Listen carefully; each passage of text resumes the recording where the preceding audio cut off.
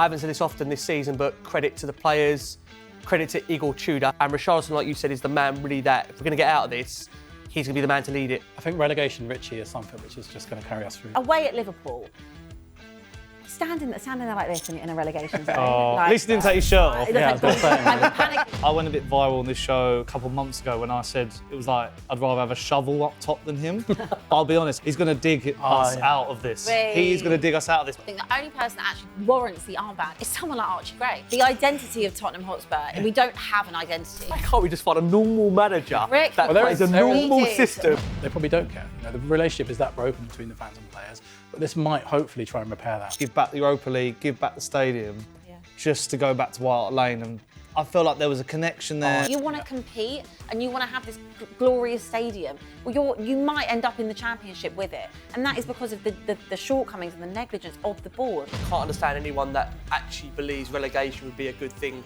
for the football club, because we will be a cup final for every single They're team. already chanting Louis through in the Tottenham sphere. Come in and find out what's actually going on at Tottenham. Please, Louis through, if you listen to this, do a documentary on Tottenham.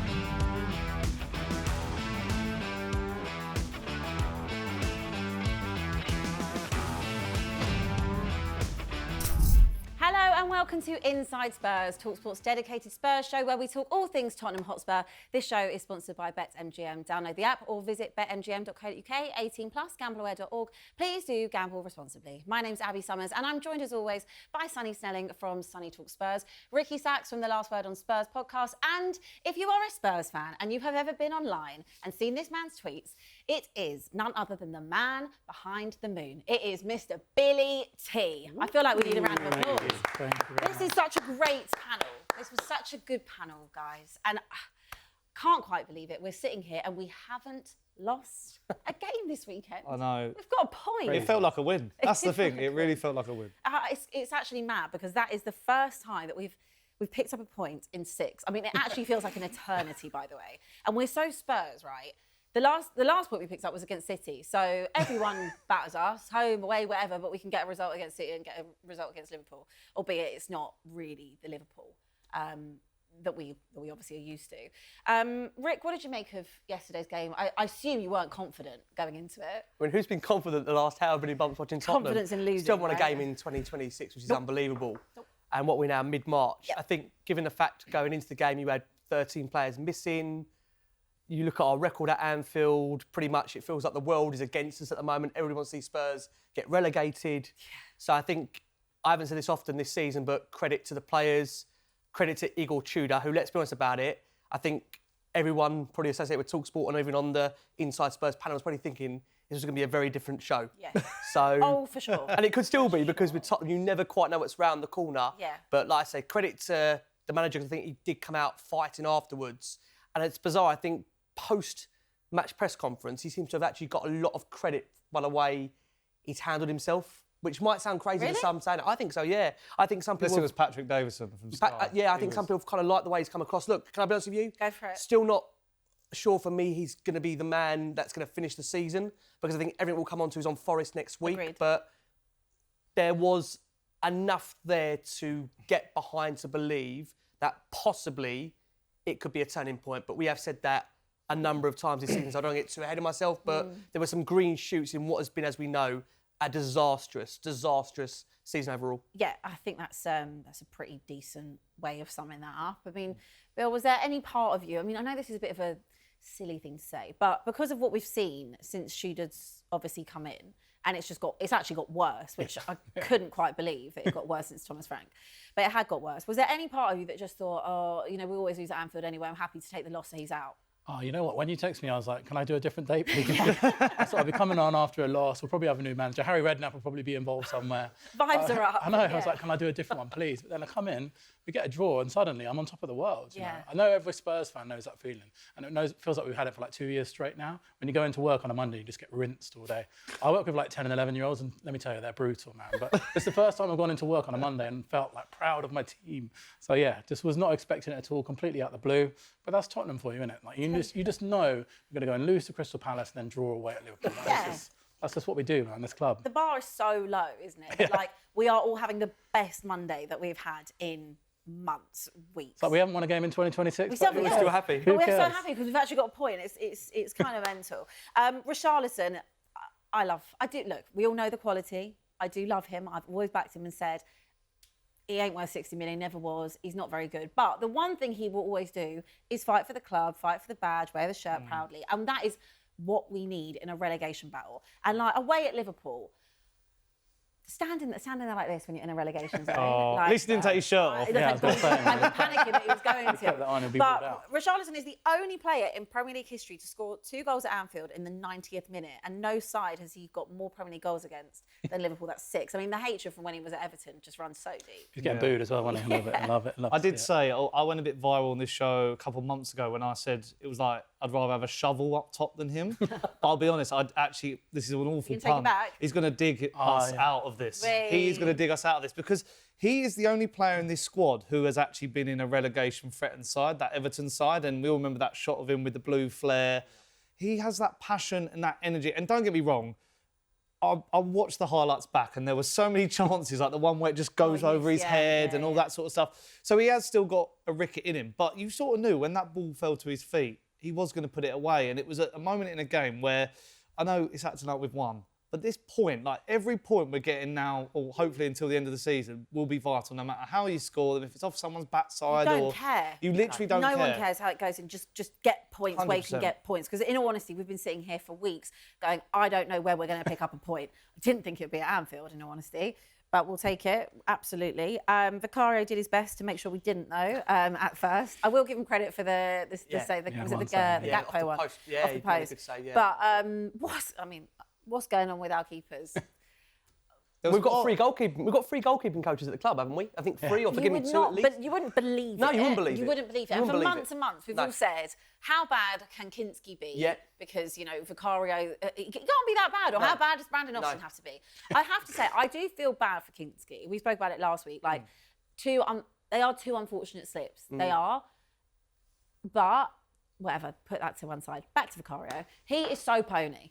Unfortunately, I think with Vic, we've seen such a decline in the last year or two that I think we're at a point now where nothing really surprises us, whether it's positioning, whether it's distribution, his footwork. And the problem we've got now is we know we're not in a transfer window. And even if we was in a transfer window, as Johan Lang would say, what's the panic about? What's the panic? There's no one out there for us. In reality, I think we're in a difficult position now where I think we're going to have to stick with Vic until the end of the season. And you said there a second ago, he made a big save during the game where, again, on another day, on another goalkeeper, that might be very different. But, the goal that we conceded, his positioning was wrong. I mean, it's just weak. It's weak. It's his footwork that's bad for me, because you see every time he did against Fulham for a Wobie's goal, when you look at the reverse angle, he takes 2 small steps to the left and then the shot's on his right and he's that far away from saving it. I just feel like, I do think he's the worst goalkeeper in the league. I think the only good thing you can say about him... I think in the league. What do you both think? I think the only good thing you can say about him is his parents. And anyone that doesn't know, his mum and dad are drinking in the pubs of Tottenham every single weekend. Stop them in there. That's what I'd They rather. go home and away. They're always with away fans. Bless them. But sorry, guys, your son has got to leave our football club. You can't have hands like breadsticks, can you, as a goalkeeper? And we've got to that point with Vicario now where you are in fear of every shot going towards him, that it's going to be in the back of the net. And I think if we feel that as fans, then the defenders in front of him also feel that. And that's why there is that hysteric panic now. Whenever we've got a corner against us, like we've seen in certain recent weeks at home, for example, there is genuine fear every time there's a corner, we're going to concede a goal. And the problem now is, like you just referenced Kinski, his confidence must be at an all-time low. Blanked by Tudor when he came off against Atletico Madrid. So disgrace. How do you then try and reintroduce him at this stage? So I think it's very, very difficult. I think we're in a position now we're going to have to keep with Vicario to the end of the season. But it still sounds terrible saying this. No matter what division we're going to be in, we're going to have to try and upgrade this goalkeeper. Well, I tend to agree with you, whatever division that we're in. But that is the thing. You can't now try and play Kinski. No. And I know that there's no right or wrong game to play him in. If you're going to try and make that change. I mean, that's the argument. You might say, there is that Atletico Madrid game, with all due respect, I know I'll come on to it, given the importance of the Forest game, do you look to maybe give him an opportunity there to see if you can reintroduce him? You're right, because the argument is we're not in any cups. So, and when he has played in... Did he play against Newcastle? He played against Newcastle. Yeah, so... Chucked one in that day as well. Yeah. So maybe we should have known that he was going to be But, I feel like there isn't really a game to play him or try him out. But I just... in me, I feel like that wasn't the one. And then if you're going to make that decision and then take him off after 15 minutes, like you've got to be better man managing. I'm surprised that Igor Tudor has turned some of the fan base. I know, right? It just shows you how desperate we are to cling on to something Honestly, at the moment. But do you know what? Still early. When I see him come out in interviews fighting Sky Sports News reporters, that's... I don't actually necessarily think that Patrick Davidson was trying to go for him in any way. I think he was just trying to say, like, I think he was misinterpreting some of the questions as well. He had the hand on it. When he put the hand down, I was like... Not that meme, isn't it? Yeah. I think on that point of, as he turned the fan base around, I just think we've got to remember something. We've not seen a performance or anything from this team in not weeks, but months, right? So I was asking myself the question before we did the Last Word On Spurs show, is that when was the last time Spurs were actually in a game for 90 minutes? Oh, I couldn't see you away. Well, I'd say under Poch. There you go. That's how fast Sonny's had to go back there to give us a game. Yeah. So realistically, I know we were 1-0 down, but we weren't ever out of the game against Liverpool. Do you think that that's more about actually Liverpool than it is about us? I don't want to take anything off of us, but realistically, we could have probably been 3-0 down at half-time. Let's put it this way. Rio and Gamal got man of the match. Yeah. Didn't score a goal, didn't get an assist and went off on the 60th minute. So that's the levels we're at. But at the end of the day, let's take nothing away from us, because what I actually did see yesterday, like we said, there's a lot of fight. Yes. There was determination. Yeah. And it didn't pass me by that there was no Romero and there was no Mickey van der Ven in that. Now, I know that Romero will split decision, Van der Ven will split decision about whether or not, if we do stay in the Premier League, if we don't, what to do with them, whatever. I think that Romero shouldn't have the captaincy back, in my opinion. That's just me. I've got no interest when it comes to Romero. I think the fact that you've missed 7 games, like literally... And could miss more. And could miss more, and probably would miss more. I wouldn't put it past him. You've missed 7 games just through sheer stupidity. I think that what we've heard and, things that we know from media or, other sources, whatever, his behaviour as the captain of this football club, I think is a disgrace. I think, the links with Van der Ven, the level of performance that we've seen with him, plus the level of defending as well. It's the captain's armband, because Poro was wearing it yesterday and it turned inside out so many times. It must be just don't give that. And Vic's had it on a few occasions. Yeah, I think maybe we just don't. The only person, I honest to God think the only person that actually warrants the armband is someone like Archie Gray. Because Archie Gray, 100%. Archie's been hasn't he? Both seasons. We don't know his positions. He's been play out of position so much, Archie. Honestly. He's a credit to the football club. But I must just say Kevin Danso as well. That's who I was going to say next. Danso has been formidable. And I think now you're in a position where I think it's very hard, based on what we've seen, to drop Danso from... I think it's crazy. Did you keep him in at the weekend? Yes. He'll go back 5, won't he? Yeah, I think he'll go all 3. Without a doubt. The question is whether he then opts to move Mickey to left back to accommodate having Danso in the team. And I wouldn't mind that whatsoever. I think he'll play all 3, maybe. Yeah, I think he will. Yeah. I think I'm a simple man when it comes to football. Forget the stats and everything. I'm just about vibes. And at the moment, there's just like bad vibes over Mickey and Romero. Yeah. It's like feels that way. Like Danso just comes in. He just humble. loves playing for the team. Yeah, you know what I mean? he's not. Sometimes that goes on. No one's doubting the quality of those 2 centre backs, but there's just something's quite a bit off with the vibes at the moment. Well, I think because it's just the attitude. Yeah. I think that when you've got the club captain that is, turning up late and setting a tone like that, and plus like kind of twerking for Atletico and other clubs, and you've got the Mickey van der Ven links away as well, and just the performances that are being put in. No one is saying that they're not good players, but I just feel like they would be the first ones to leave and walk out that door. And I think that what I've seen of Danso since he came in, I don't ever doubt his work rate. No. I've never really said I think Danso's had a stinker. It's not like he's been a liability of performances in the past that we've seen from other backup defenders. I think he's pretty solid. I really rate him. As we said, so players like Danso, players like RICHARLISON. Sarr was really good. Sarr, I think Tell works hard. Tell for the lack of ability, does work hard. The bar is low. Try to beat a man challenge impossible. It's just the hard thing. It sounds awful to say that I think, I don't want to speak for everybody. I would never want to do that or even speak for you guys. But I think the squad that we've amassed in my lifetime watching Spurs is one of the poorest squads for what the best part of 25, 30 years. Couldn't improve it in January though, Rick. Could be. There's no one in the whole. Well, I'm just glad we didn't panic, because what would happen if we actually panicked? Yeah. Oh my God, goodness me. Can I just say how good was it to see some academy players yesterday? Yes, absolutely. 2 making their debuts. That's when you talk about vibes. That's what you want as a fan, isn't it? It is because there's been that kind of conversation as well. Like, why haven't we used the kids? But I also do think that when you're in the relegation battle, as we are, like, you can't be bringing these kids. Well, that's what happened with Kinski, isn't it? You chuck someone into a dysfunctional team and then Ends up having a disaster. Again, we've had no subs, so fair. But That bench yesterday, maybe. We couldn't even have a full bench. Was it 2 goalkeepers and 7? two goalkeepers, Colomwani and Simmons, and then kids. Surprised Levy's brother-in-law wasn't on it. I know he got mistaken for Slot. That was so funny. Do you think that actually was what? Do you think he actually? I think so, because he then goes to shake Slot's hand after, doesn't he? I mean, bold guys, come on, it's difficult to tell them apart. No offence to any Luckily, none of you are bald, so it's all right.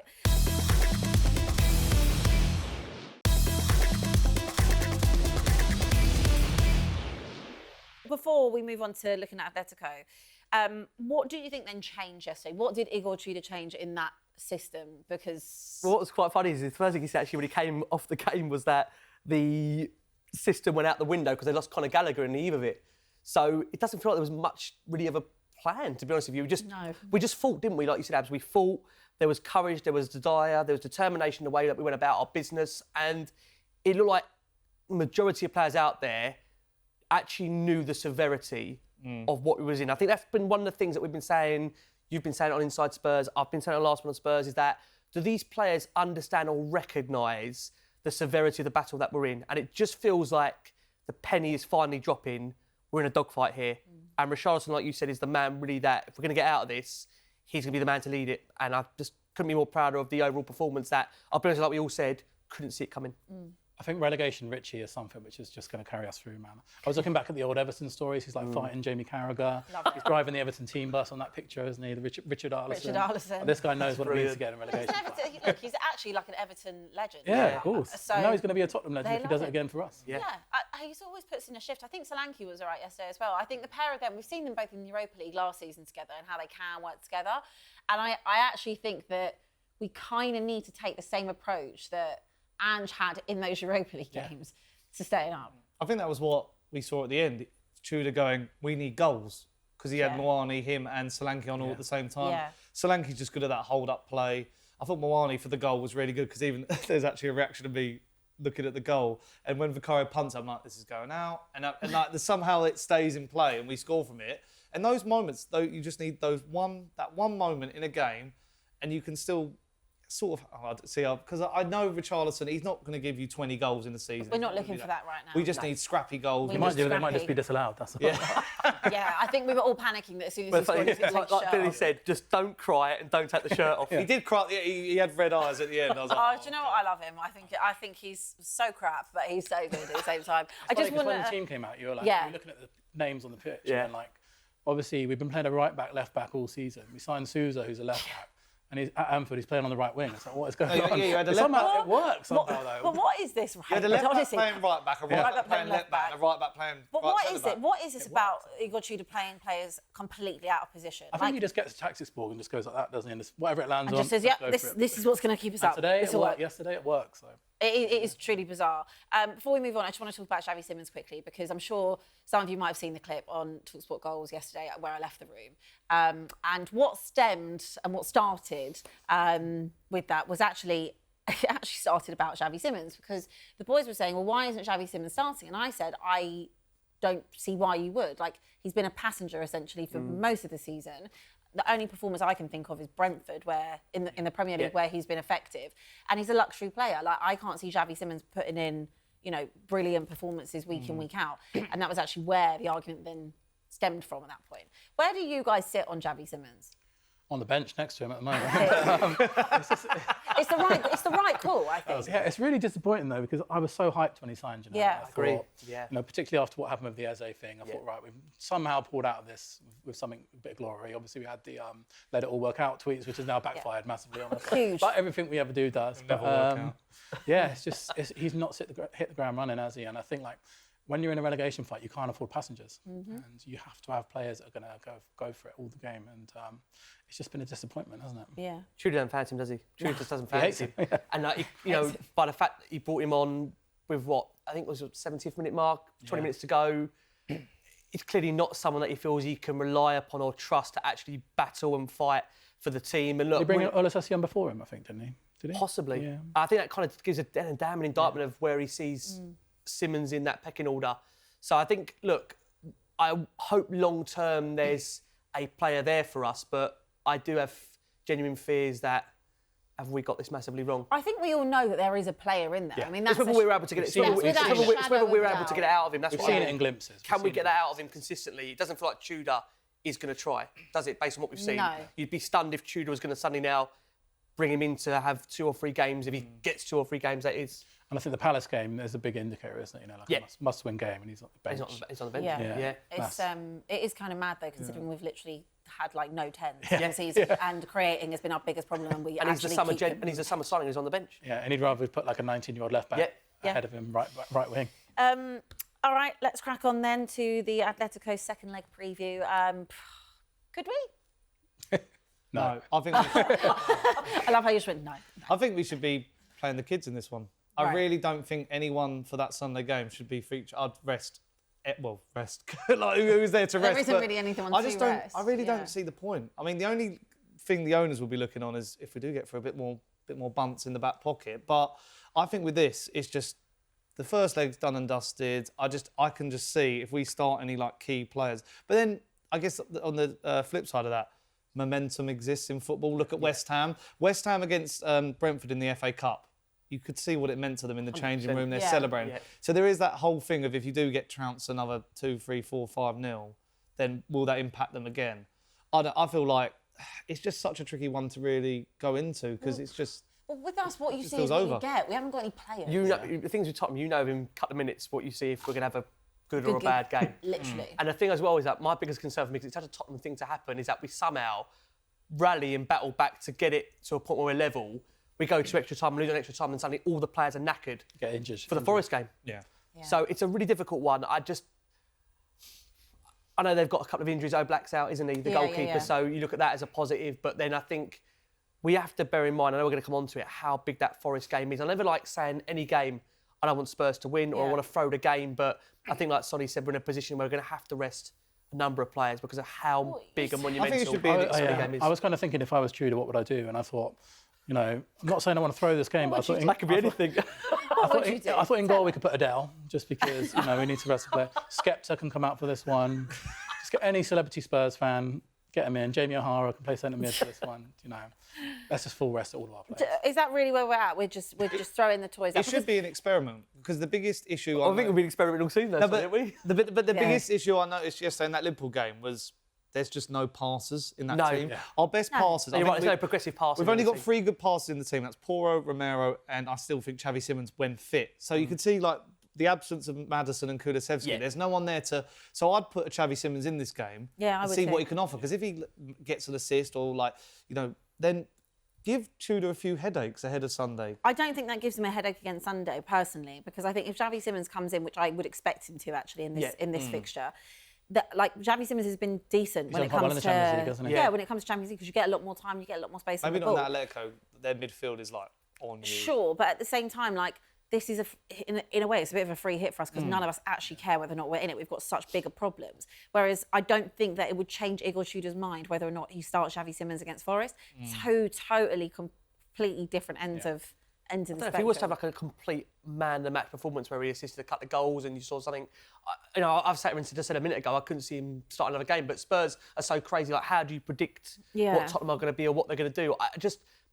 I understand the point. It's a free hit, but I also think as well, which is what Sonny said a minute ago, that the momentum in building up for that Forest game is so big. It would be nice in that home stadium to have something to kind of really cling on to go into Forest and at least try and build upon something that we've seen in that previous game. And that's why I wonder how much, whilst I'm sitting here saying as a fan perspective, I would like to see a lot of changes, I do wonder just how much Tudor will change when you look at the lineup he put out for the first leg, of course, again. Well, yeah, I mean, just to update us, there's no RICHARLISON. He is suspended for this game. So he should be rested ahead of Which is why we need Forest. him for relegation. Richie, that's what we need. Romero and Polinia could be back. Is it a 10-day protocol? At least 10 days, yeah. So they would be. They would. I think they'll be right on the board. They'll be touch and go. I don't think he'll risk him, to be my gut feeling. Okay, so then right. So then we got no one. Basically, we're back to where we were. Then. If we've got them back, then we've got a little bit more. Van der Ven's obviously back. Yeah, Van der Ven's back.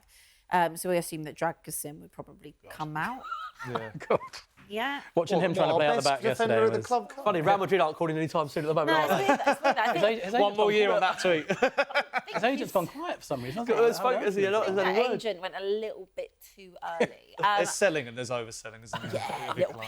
Atletico Madrid, they have progressed from 2 of their 3 previous Champions League last 16 ties against English clubs. They beat Liverpool in 19-20 season and United in the 20-21-22. And they also lost to Chelsea. So, realistically, this all points to an Atletico. Simeone is like the final boss of this kind of game, isn't he? So you're trying to break down the ultimate defensive manager in one of the biggest, the most successful managers in the history of the game. Like, it's just... The thing is, though, what you don't want is, I don't know if you guys agree, we don't want to get an absolute pasting. That's it. No. Ideally, if we're going to lose with dignity. Yeah, lose with dignity. Well, if we see a... tend to do that. We're not very dignified, are we? If we see a fighting spirit 2-1 defeat, you can get behind it and see, at least for the second game in a row, you've seen some courage, desire, application from the players. Yeah. What I don't want to see is a complete rollover where we lose it 3 or 4-0. Because then suddenly you're in that territory where you're thinking, God, do we make a change before the Forest game? Well, this was my fear. So we were last week when we were honestly talking after the Atletico game, anything that I think, rumours and stuff that we'd heard was that he was getting Liverpool and that he'd get this game. Yeah. He would get this. Yeah. And then you thought to yourself, well, if you're going to sack Igor Tudor on Thursday, then you've got to get someone in who's going to do that for Sunday. If you're going to sack him, you might as well sack him before the Liverpool game because you're probably going to lose that. Yeah. Which obviously we didn't. But we might have to get Harry Redknapp out the jungle on Thursday, mightn't we? Apparently it's a pre-reg. We're all right then. Apparently the jungle was a pre-reg. And there's no horse racing this week as well. Horse racing. He's actually free to return. It's crazy though, isn't it? It's just very quick on the manager situation. Oh, it's crazy. We're interviewing people at race courses around the UK. Horses for courses. Horses for courses. I mean, we are the most balmy football club. Every ex-Tottenham player has come out and said they'll do it at some point. But I think this is the thing. It's not a bad thing that everyone is saying we will help. Even our memories of someone like Tim Sherwood aren't... Oh, you said it, Abs, for me. Tim Sherwood was probably one of the most intolerable times for me as Spurs head coach. We brought that fan down to come and manage the team, and with the gilet. I mean, everyone remembers that utterly, depressing. But it does. Get Tottenham people back into Tottenham. If you've got people like a Tim Sherwood, or you have a Harry Redknapp, and you have a Jermaine Defoe, and you have a Ledley King. These are vibes, though, for us, aren't they? Just to be clear, this is like a vibes thing for us as fans. But I suppose the biggest thing is, it goes back to this point, how much do the players connect with a Spurs manager? With respect, the way to get them playing, let's be honest, get this group of players playing, is to put a rocket up them. And to be like, look, even if you don't care about this club, you don't care about the badge, care about yourself and care about your pride. Do you want to... You know who would have done that? Do you want... Roberto De Zerbi. I mean, that's got 12 months expiring. Yeah, I'll take that. Even 12 months is kind. There is no chance. I think the big concern for me is, in our playing squad at the moment, there's not a single top player that's come through at Tottenham. None. There's not a single Tottenham person in the coaching staff. No one on the board has any clue what Tottenham is. Our identity is just being stripped in front of our eyes at the moment, and that's why we need some bit of Tottenham back. Maybe Levy's brother-in-law can come and try and be a manager for us. We really are scraping the bottom of the barrel. God, if we're asking Alan Dixon. Not half of us didn't even know what he was called for years. We were like, who is this bald guy that stands there? You are spot on. The identity of Tottenham Hotspur, we don't have an identity. No. You can see that from every single managerial appointment that we've made over the last 7-8 years. We don't know what we are. We want to be a big club. We want to be a top 6 club. But we don't appoint managers. No. Well, sorry, we do appoint managers that actually are top 6 club level, but we don't give them the backing and the funding and the wage structure. Then you go and get the project managers, and then you're not happy with the project managers, which we're obviously not happy with because the results are so poor. So it's we don't know what we are. Going from Ange to Frank is literally polar opposites. Polar opposites. It was like going from Conte to Ange, completely different ends of the spectrum. It's why can't we just find a normal manager that plays a normal system? We had one. There is one. That's why, listen, I know a lot of us would love to see Poch come back. I would love to see Poch come back for me, personally. I hope he wasn't watching the other night at Atletico. Well, he was. He was watching Johnny Cardoso. I hope he was turned to the side when he was seeing the goals going. He wasn't watching any of us. He was just solely watching Johnny. But please don't embarrass us in front of Pochettino. That's what I was... But I think that Poch knows what he would be coming back into. And actually, it would be a very different football club from the one he left. And the one he joined. It was a completely different situation then. Completely different. So, assuming he comes back, assuming we stay up, maybe we'll see that. Gallagher should be back for this game. Maybe Udogie as well. Sam Gallagher, I know the boys said it beforehand. This guy's never been injured in his career. Comes to Spurs, I mean, we've got 4 games now. 4 games he's missed. History of the Tottenham boys. History of the Tottenham.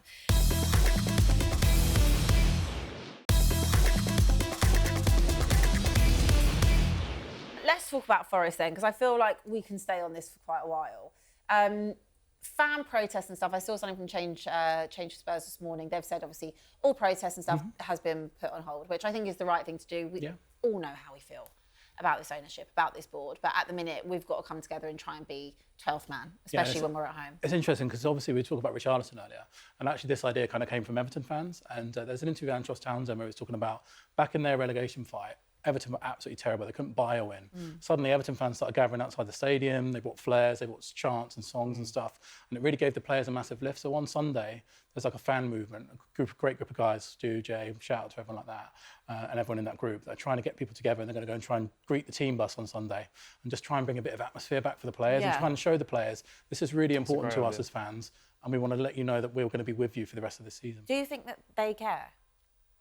I know, sorry, that wasn't me trying to be negative. No. I'm just saying, do you think that, and I absolutely love the idea of being fully there behind the team, movement, all of that, like fully back it. But I'm just saying, do you think that this team, as they drive through Tottenham High Road and they see everyone out with their flares down, you know, chicking, everything's going off, right, pie and mash shop, all of it, do you think that they care? I think the relationship is broken this season. It's been like no other. I mean, we've had Thomas Frank talking about it all the time. We've had players trying to fight fans in the stands. We've had sub-tweets from people like Porro and stuff about the fans. But this might be just an excuse. So let's put all that behind us and olive branch, let's try and get together and repair that relationship. I think the answer is, at the moment, they probably don't care. You know, the relationship is that broken between the fans and players, but this might hopefully try and repair that.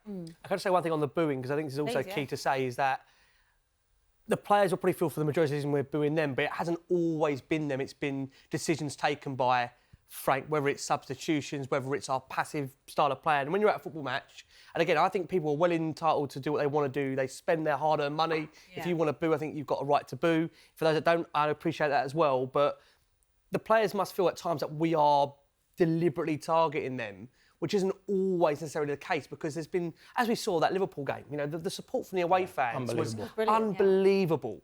Unbelievable. And I think that's the thing. We've seen it actually on several different away days. I think Birmingham was another one where the players were actually getting applauded by the fans, and it was the manager that was being targeted for the nature of how the team was set up. So, like I think Billy said there, it's an opportunity to offer an olive branch. And look, I think the crucial thing about this is that as a fan, come the end of the season, you don't want to feel that you didn't do enough personally. If there's any way you can affect the mood, change the environment, make it more of a positive place, then as a fan, you know you've done your bit. And that's all you can do at this stage, because the rest is down to the players. When they cross that white line, it's all on them, and we can't affect that. No. We can't. So we can only control what we can affect. And I think getting behind the team on the high road feels right, given where we are at the moment. And I know it's a really difficult decision to cancel the protests. And let's be real, like, we have to keep holding these owners to account. Everything that we're going through right now is a direct result of their ineptitude and their neglect on this football team.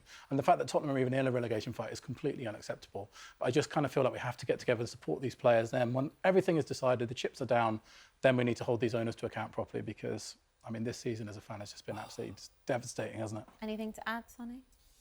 I think, like most of us, we've been Enoch out, Joe Lewis out, Levy out, Vinay out, Johan Lang out. Chirpy out. Yeah.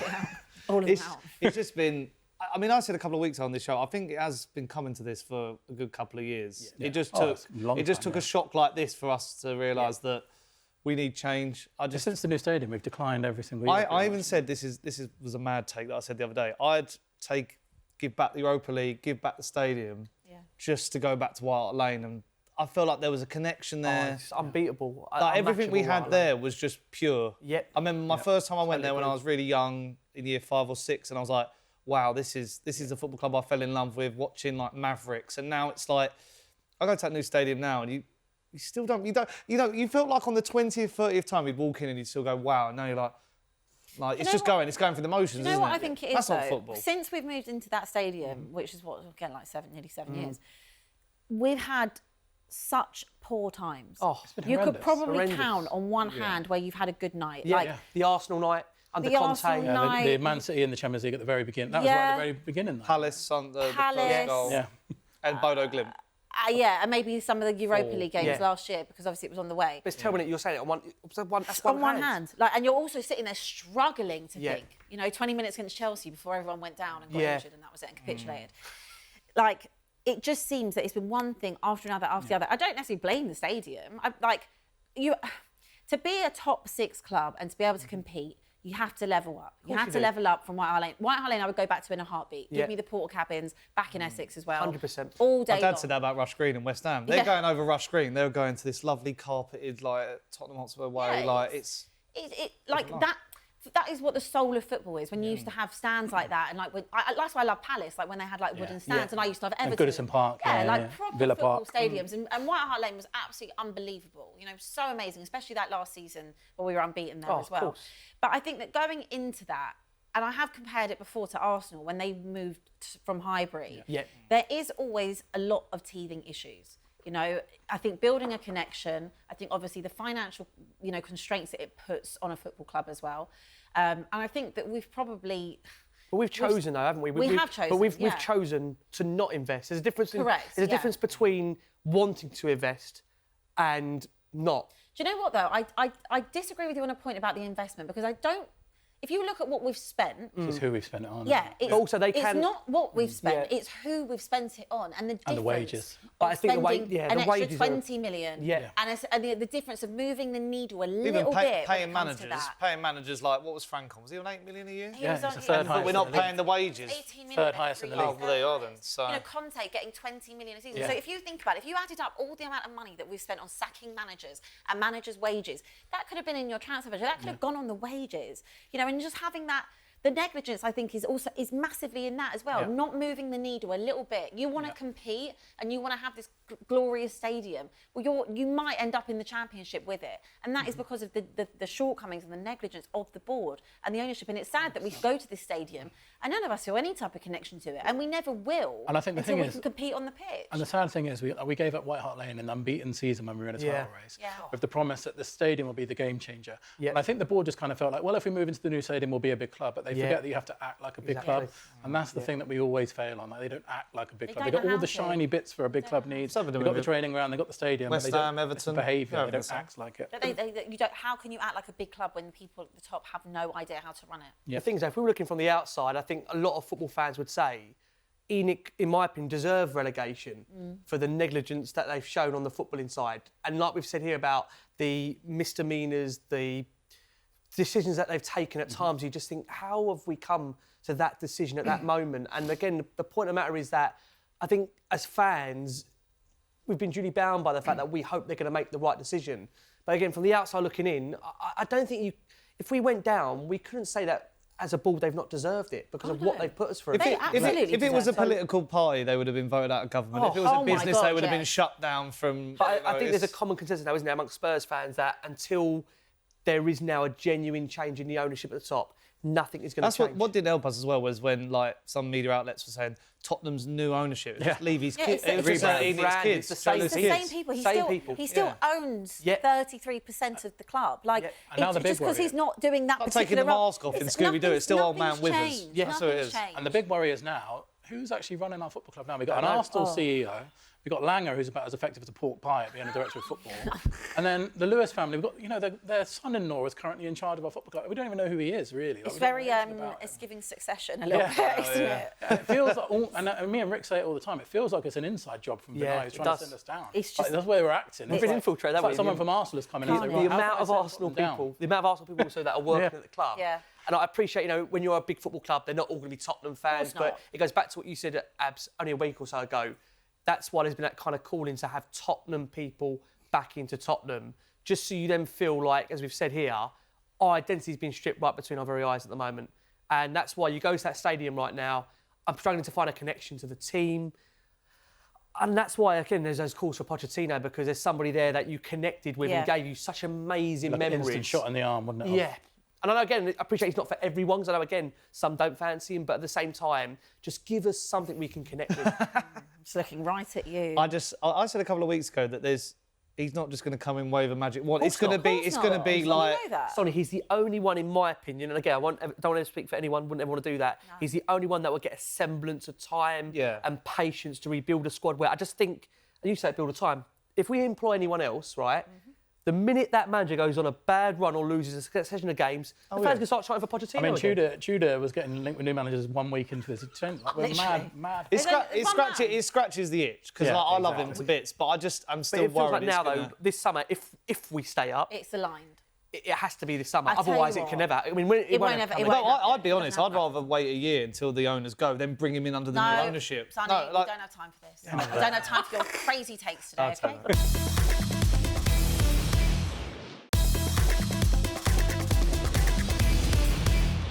Right, let's do Forest then. Let's move on from our board rant. Is this the biggest game in our history? I think it's definitely up there for me. I'm going to say something controversial. I think it's bigger than the Europa League final. Like our Premier League survival is on the line at the moment. It sounds mad that we're saying that as Tottenham fans, but it's the truth. And this game against Nottingham Forest, one of our relegation rivals at home, we've got, 7 games left now? Yeah. It's absolutely huge, and it's just like monumental, which is scary if you're a Tottenham fan, because generally speaking, you know how those games go. Yeah, not well. 2 home wins all season. I mean, it's unbelievable. We're here mid-March, 2 home wins all season. Barely won last season at home. Yeah. Yeah, that's obviously in the Premier League. I know we did beat Doncaster in the Cup, but I don't really... Couple of Champions League. Big win, that. Big win, good team. But Good for him. it feels like, I agree with Billie. I think this is probably the... I think it's not unbearable to say it. I think it is the biggest game in our history at home. agree. We have to win this because you feel, where are the points going to start to come from after this? I totally agree. I said it yesterday and I was met with outrage. Again, leading me to think walk out the room at one point. Every game to game now is going to be like that, isn't it? Yeah. Like every single one matters. But this one matters so much because, again, you've picked up a point, which, again, none of us expected to. No. Right? You've got Forest at home. Yeah. Huge. This is your relegation rival. Yeah. Okay, so this literally a place above us. Literally, it's more than a 6-pointer, in theory. It is the biggest game in our history at this point. Europa League was massive. No one's saying that, but obviously you have to look at the context of it. Champions League, look at the context of it as to where we were. This could be the key, the turning point for us to stay in the Premier League and give us that bounce that we need. Because after this, we've got 3 weeks off. Yeah. Pretty much. Well, it is basically because you've got FA Cup, you've got international break, and you've got, obviously, we probably will be out of Europe. So it's realistically, we don't play another game until the 11th of April, that weekend. That 3 week is either going to be terrifying or it's going to be joyous. If you've got, what are we going to talk about? There'll be plenty. If you've picked up four points going into that break, it gives you a little bit of momentum. It gives you a little bit of confidence to say, okay, well, let's say it is Igor Tudor for those 3 weeks. Whatever he's trying to do, and drum into them, then hopefully you would think it would be drummed into them by the time they come back. You would hope. And let's be honest, if he doesn't beat Forest, he'll be gone. So that'll be more of that 3 weeks will then be taken up with new manager. Whoever that else is going to come in. Yeah. And God knows who's going to end up on the list of ex-Tottenham people that are throwing their hat in the ring. I don't know. I really really Yeah. love Martignol. Vega. Don't turn your nose up at Martignol. I'll take Martignol. Where's Gary Doherty these days? Let's just get them all back in. Look, Spurs do just sit 1 point above Forest. They are only out of the relegation zone on goal difference as well. I mean, it's absolutely unbelievable that we sit here and we're talking about this. It's crazy. I felt myself yesterday watching Fulham versus Forest. Like, this game should not be this important to my life. Do you know what I mean? Yeah. Panicking watching on Nottingham Saturday. Forest and Fulham. When you're out, you're panicking on Saturday looking at the scores of other teams. You're thinking, this isn't normal. And then Why West am I Ham like go and this? get a point at Man City. It's like, what is going on? And then I was looking at the Wolves.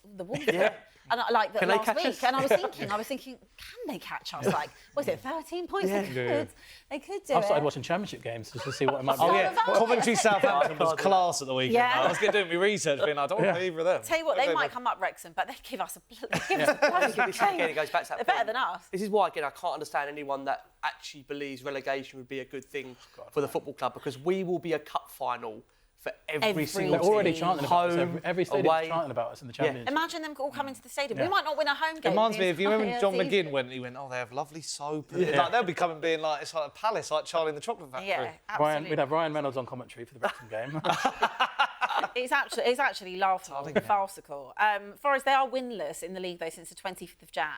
Now, when you read stats like that, it's just Dr. Tottenham. But I've got this. I think we've surpassed it. I think we've surpassed Spursy. I think we've surpassed Dr. Tottenham. I think we're in a whole new world of our own at this point. This is Enoch, is what This is Enoch. This is Dr. Enoch is what it is. This is a curse of the highest. E.Nick. Yeah. Yeah, Dr. E.Nick. It's a curse of the highest order of things that have happened to us. So. I don't know. They've got 1 goal in 100 shots at home. Oh, those are the stats like this, Abby. This is terrible. It's like the Conor Kev, why have you done this? It's like Conor Gallagher's never missed a game in his life, and then suddenly comes in. Stats like that are such a Tottenham It's stat to such a read out Tottenham for a thing to game. have. What we've got to remember is, after the summer with Marinakis, Morgan Gibbs-White, we've got to get revenge. That was aggressive. Sorry, I didn't mean it like that. Be careful what you say about him. He might end up missing. Could you imagine if Andrew was still there? Oh my God. Or Dyche. Bring them both in. But like, imagine if we were. I know this is again not the same thing. But imagine if Ange was coming back to us while we were in a relegation. You know that we were. I'm still trying to get over a week where we've apparently been rejected by Sean Dyche. Yeah. Oh, I think that's not a bad thing. And this is not me turning my nose up. But this is how far we've fallen, isn't it? You know, we as a football club, Dyche is the complete opposite antichrist to what Tottenham are, right? So to even be in a situation where I remember laughing at Everton us. when Everton brought him in. I was like, oh. I actually really like Sean Dyche personally. I like him, he's not a manager. He's rejected us. I found myself in a situation last week, the first person in my bloodline ever to say, I want Sean Dyche to be Tottenham manager. And then, you know, we're getting rejected by him. It's low, isn't it? I think it's a good thing, actually, that he rejected us, in all honesty, because our team, apart from RICHARLISON, and maybe the ones we mentioned, like a dancer. Yeah. They're not they're not Sean Dyche players. He doesn't want to like sit a couple weeks job though. He wants a proper like he's never come in to save a team, has he? He's always like gone in and just wanted to build something. And we're not going to do that. Like, let's be serious. But at the same time, I'm not turning my nose up at Sean Dyche. I don't think we can turn our nose up at anyone. You're right, Abbi. We can't turn our nose up at anyone because realistically, I think it's been well reported. This job, who actually would want this job? The poison chalice now. You either need to pay them 50 million or they need to be Tottenham and they need to... Yeah, that's what we said. The stigma of taking Tottenham down is unthinkable. You know, a club that's not been out of the top flight since, 1977? Yeah, the thing is, for managers, though, it's really easy just to blame Tottenham, isn't it? They'll just, whoever comes in, like Tudor, if he goes now, he'll just say, well, it wasn't me, it was Tottenham. Do you know what the funniest part is? That every single manager that comes into Tottenham, they do say we didn't realise what we were getting into. They come out scot-free, don't they? Because that's our... What is it that you're getting? I feel like we need to do like a tell-all book. Right, the managers need to come together as a union, do a tell-all book about what they've experienced under ENIC in the last 20 years. 1984, George Orwell. I don't know, but I want to know. Like, you're all sitting there saying we didn't realise what we were getting into when, like, we're all like, surely you knew, like, you can all see it. So what is it? I need this. But that's why I felt about going back to Patrick Davison and stuff. He's asking him, "Are you going to keep your job?" Thomas Frank didn't get that. Thomas Frank's actually got more positive. Everyone's like, "He'll go and get a job." He's the reason we're in this mess. Like, that's... Why not? Yeah, Louis Theroux and the Manosphere, isn't it? That should be his next documentary. Louis Theroux and the Tottenham sphere. Come in and find out what's actually going on at Tottenham. Please, Louis Theroux, if you listen to this, do a documentary on Tottenham. Is he a Spurs fan? No. He's not? I don't know. I don't think he's a football fan in general, but... I don't know. I saw him make a dig at Arsenal once, so I'll tell you. I think that needs to happen. It'd be like going up to the players, do you like it here? Do you like it here? Also, that Manosphere thing is mental, by the way. Yeah, that is crazy. Absolutely. Crazy. They've taken heat off us a little bit. They actually have. The timeline. It has. My favourite part was when they said, what have women ever done? You wouldn't actually be here. You wouldn't be here. Now it's time for our Bet Builder with BetMGM. Remember, you can download the app or head to betmgm.co.uk. Lads, I think that we should probably all get behind the team and go with the Spurs win, right? Vibes on Sunday have got to be massive. Vibes on vibes. None of us disputing that? Rick. No, I'm not. No, we're going to win. Okay, all right. We have to win. We have to win. Revenge. I think it's going to be quite a tight game as well. I can't see loads of goals. No, it'll be a tight game. 1-0, 2-1. I mean, I want to talk 1-0. We can't keep a clean sheet. I think we could 2-1 Spurs. We could take a lot of learnings from the Atletico Madrid game because their midfield is really strong, and I think Forest is their best asset. Philip Anderson, Morgan Gibbs-White, like that's where the battles need to be won. So, you know, Tudor's got a big game on his hands to pick that midfield, the perfect midfield. Does that exist? Are they fit? I don't know. Well, I don't know. We'll probably see Conor Gallagher play out of position anyway. Yeah, lovely. Right wing. All right, so we'll do that. We've got here under 3.5 goals. Do we think that's? I think it's going to be really tight. I think it's going to be a very cool. It won't. Yeah, I agree. Both teams are going to be so nervous, aren't they? It's such a massive game. Yeah, and as we said earlier, you know, Forest winless. Forest have had 1 goal in 100 shots. Spurs to have under 4.5 shots on target. I think the difference between this and Liverpool is this is going to be a low block. Liverpool are like a mad basketball team at the moment, aren't they? So all over That's literally what our game was. Forest is going to be really difficult to break down. So I can imagine, I can feel that. And the point's more positive to them than it is us. Yeah. Going away from home. And we have struggled at home. We had 7 against Liverpool. Chances. We've struggled generally at home to create chances in general. I'm talking about Frank and Tudor. And Palace, I can't even remember any. Shots on target. I literally can't even remember any, bar just the 1 goal. We get 7 at Anfield, then we'll have like 2 against Forest. That's crazy. Okay, right, so that's what we're going for then. We're going for Spurs win, under 3.5 goals, Spurs to have under 4.5 shots on target. Locked in? Locked in, okay. Well, guys, hopefully the next time that we all see each other, we'll know if we are a Premier League club. Might have a new manager, another new manager. Any idea who you might want? Louis Theroux. if we can get some odds from BetMGM on Louis III to be the next Spurs manager, I'd be interested. He might be on the list. Everyone's on the list at the minute. Everyone's throwing their hat into the ring. Thank you so much, Rick. Pleasure. Thank you so much. Look forward to Last Word on Spurs. Thank you. Billie T, Man Behind the Moon. Thank you so much. Adore you. Sonny, nice to see you. See you as next usual. week. See you next week. That's all we've got time for right now on Inside Spurs, but we'll be back next week. Don't forget this show is sponsored by BetMGM. Download the app or visit betmgm.co.uk, 18+, gambleaware.org. Please do gamble responsibly. And as always, up the Spurs. Please win at home. We beg you. We really do.